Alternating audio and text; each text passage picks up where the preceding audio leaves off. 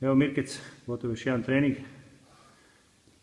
2 sata treninga, 10 rundi po 5 minuta. Još uvijek razvaljuješ? Pa evo, treniramo, šta ću. Šta se može, takav je posao. Ja je ne volim. Aj, kila, skinu mi ovo. Ništa ljepše nema od treninga, vjeruj. Tako sam dobro posjećao pravi trening napraviti. Ne znam, to je moj život i ja to stvarno volim. Odvratno mi je ono, naravno, kad sam počeo one skokove, zaboravio se naglasiti one skokove, sklekove za klijavanje, za većinu ljudi bi bilo dovoljno trening. Reci kaj. I tako, ali eto, svako bira svoj kruh, sa svojim. Baš smo lijepi trening, to je tako mačak.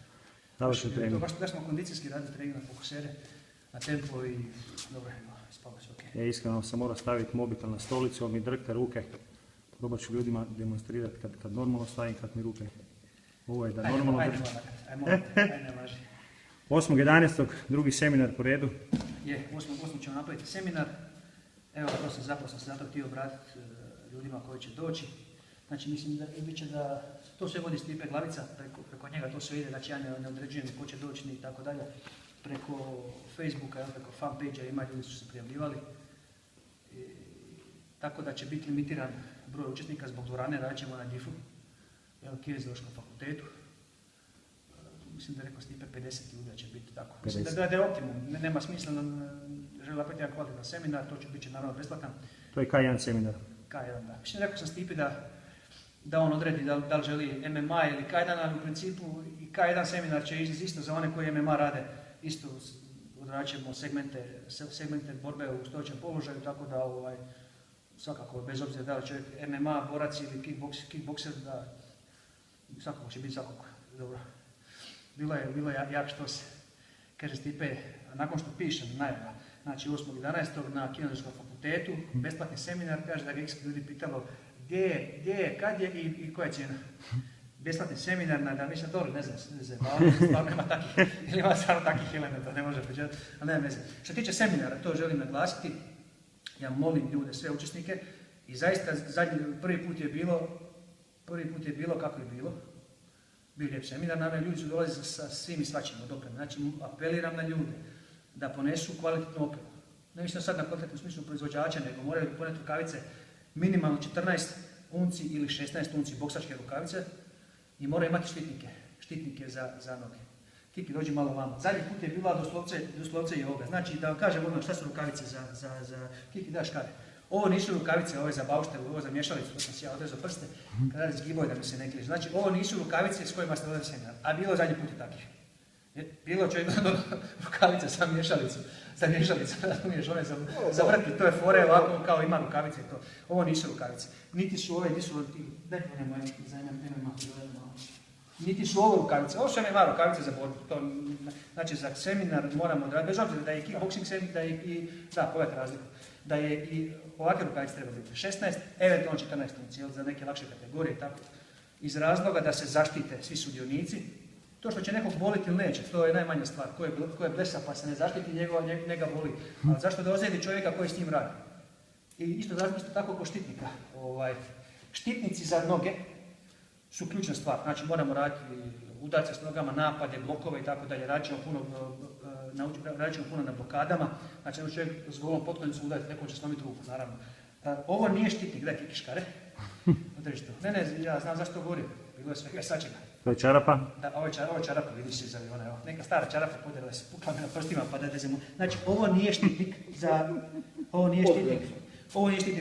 A bilo je, boga mi, takih. Evo, majke mi čovjek doneo za te vlastiti bandažu, ili ovo. Ne, ovo nije štitnik ovo je znači odrezana čarapa i niti ću takve ljude pustiti. Ja moram zaštititi svakog sudionika seminara. Mislim da je minimum nekog sportskog kodeksa doći sa opremom da se zaštiti i onaj koji nosi i onaj koji s kojim radi. Znači ovo nije, ako neko ne zna, ako možda njega to bude zaštitio, ne pokazujem kako treba biti, nego kako ne treba biti, kako ne smije biti.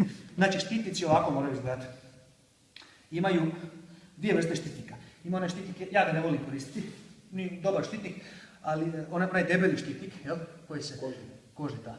A ja svakako preporučujem svima koji su ozbiljno žele baviti. I molim da takvi dolaze, ljudi kojima je dosadno kod kuće pa su eto upali na seminar, bolje da prepusti mjesto nekom kog to stvarno zanima. Ovo je takozvani podštitnik, nije ni ovo štitnik, pogledajte, ovo je štitnik kao čarapa se navuče, ovo je čarapa, ali koja se stavlja Malo ispod. deblja čarapa.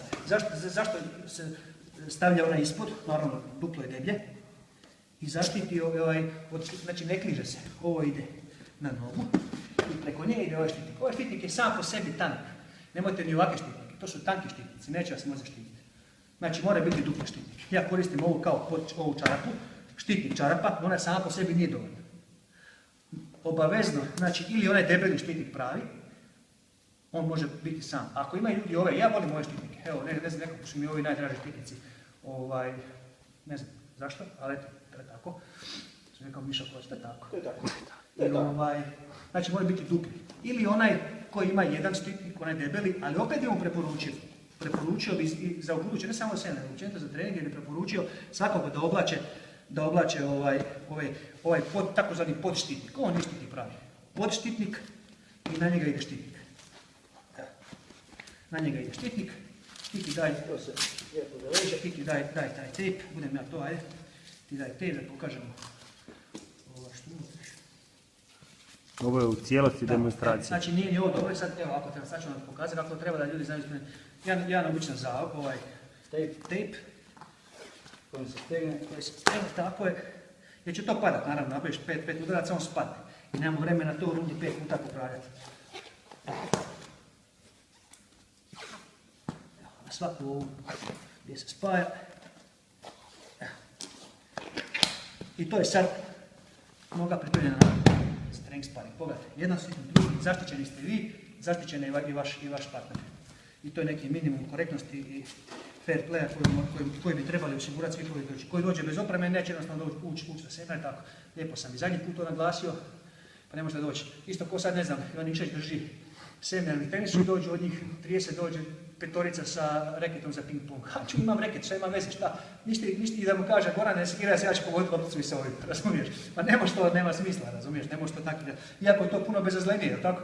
Jer bi ga neće nikog ozlijediti, neko može ruka, to nema potrebe. Evo, tako to treba biti, i to je to. Pozdrav i vidimo se 8.11.